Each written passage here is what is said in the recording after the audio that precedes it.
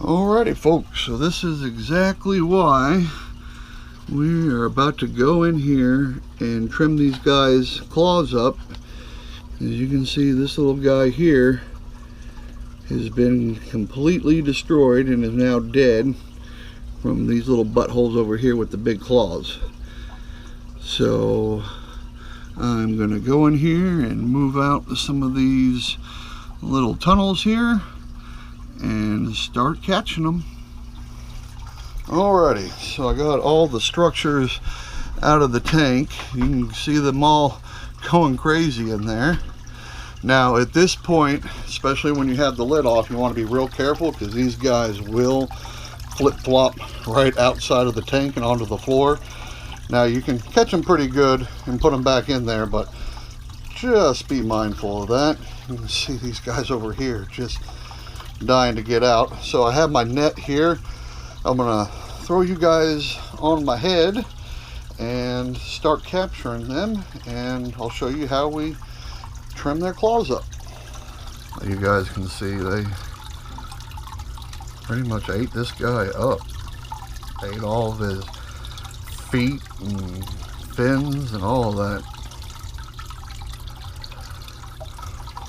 And he was a nice sized one too. Look at him.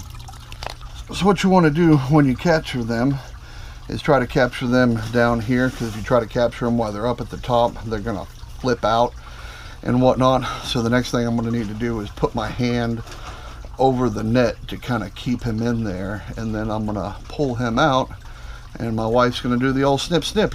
So you ready, hon? So that's how you want to grab them, right behind their eyes like that. And I'm going to net over here.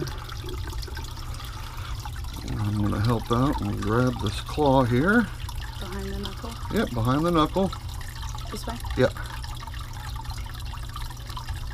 There's one.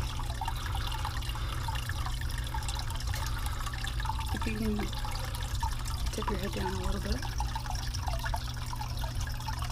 Right there.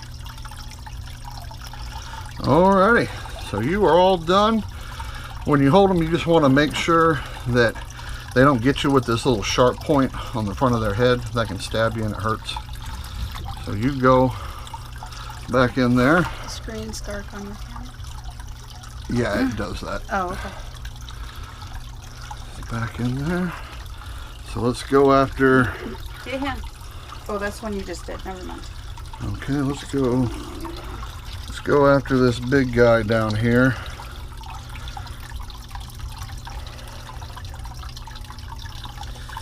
You want to kind of get behind them.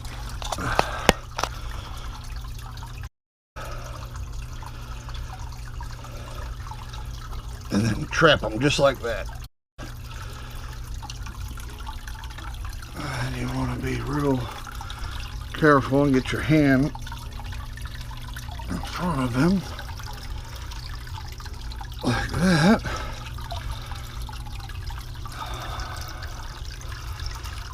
Can you hold the net there for me? I think he might have already broken one of his claws off. Really? For us. Yeah. Through it. Oh, no. Hold on, he's grabbing onto the net.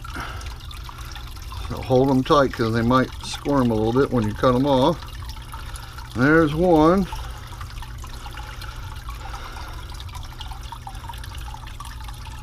There's two.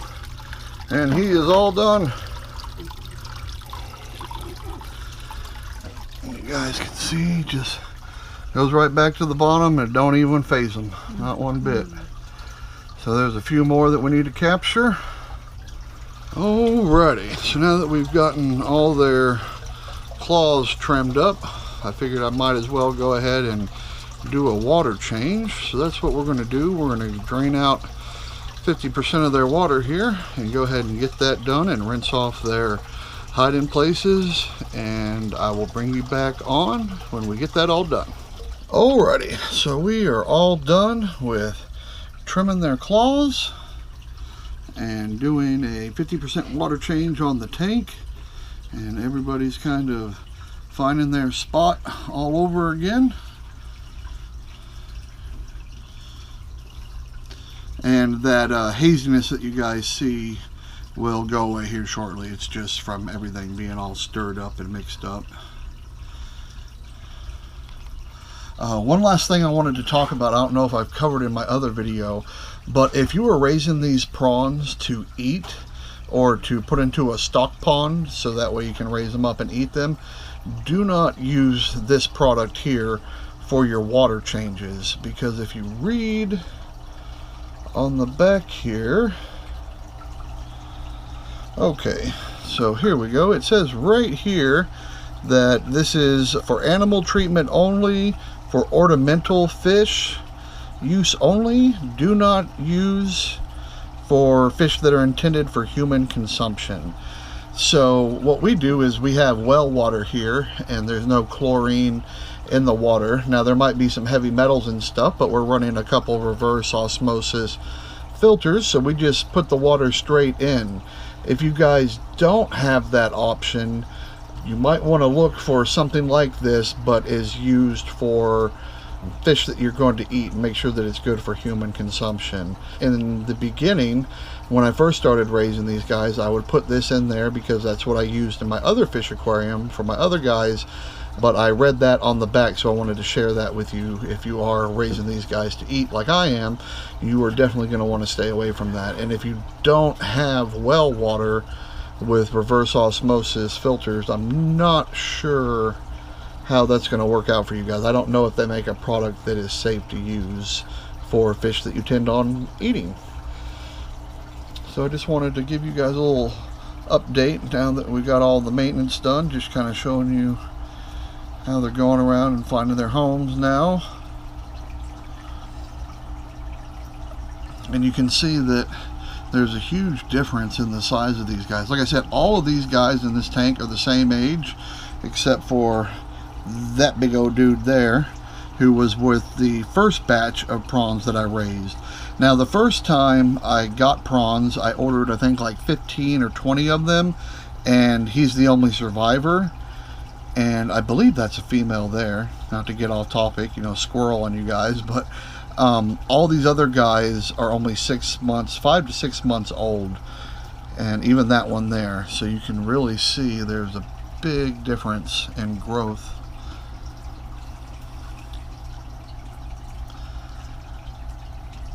And now with the second batch, I started off with 60 of them, and now we are down to 30 or just below 30. So that'll give you guys a rough idea of how many losses you will have, especially if you're buying them from KT, because he sells them as juveniles.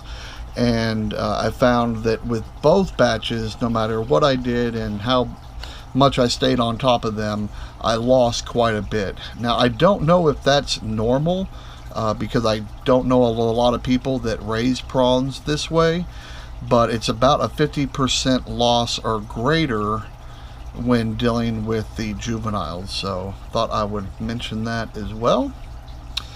But that's all for today's videos. Thank you guys so much for staying tuned in. Please hit that subscribe button if not already, so that way you can stay up to date with these guys and watch them grow. And then my wife actually told me I should go ahead and eat this guy, but I want to save him for a breeder because he's a survivor. I want to have survivor genetics. He's the only one that survived out of the 16 original ones that I had. So thank you guys so much. Take care and spend time with that family.